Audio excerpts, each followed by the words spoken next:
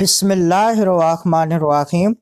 آج کی حدیث مبارک سید عالم صلی اللہ علیہ وآلہ وسلم کا بے مثال تقوی۔